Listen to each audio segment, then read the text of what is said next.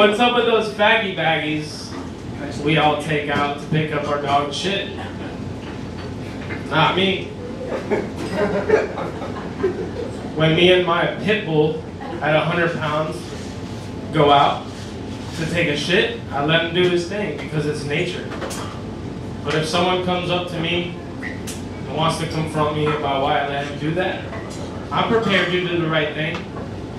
So I bend down and act like I'm about to pick up the shit, and I take a squat and take a shit right next to his. That's a man's best friend. They need our support too. Danny Hatch, y'all, come on over here.